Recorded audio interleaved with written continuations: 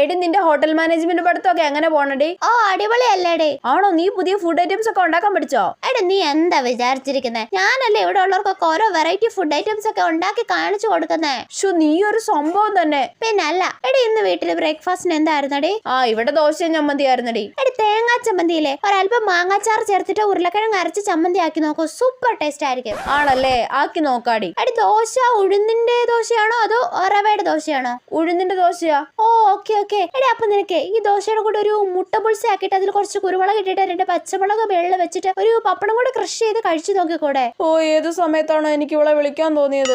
കുടിക്കാൻ എന്തായിരുന്നു? ചായയാണോ കോഫിയാണോ? ചായ അടി. ഐഡിയ. അപ്പൊ ചായയിൽ കുറച്ച് ഏലക്ക ഇട്ടിട്ട് കുറച്ച് ഉപ്പും പഞ്ചസാരയും കൂടി മിക്സ് ചെയ്തിട്ട് കറുവപ്പട്ട കൂടി ഇട്ടാൽ സൂപ്പർ ആയിരിക്കും. ഉപ്പും പഞ്ചസാരയോ? ഇവക്ക് ഹോട്ടൽ മാനേജ്മെന്റ് പഠിച്ച് പ്രാന്തായെന്ന് തോന്നുന്നു. ഐഡിയ. ഉച്ചക്ക് എന്താ കഴിക്കാൻ? ഉച്ചയ്ക്ക് ഒന്നും കഴിക്കാനില്ല, പട്ടിണിയാണെന്ന് പറയാ, അതാ നല്ലത്. ഇല്ലെങ്കിൽ ഇവൾ ഓരോ പരീക്ഷണം നടത്താൻ പറയും.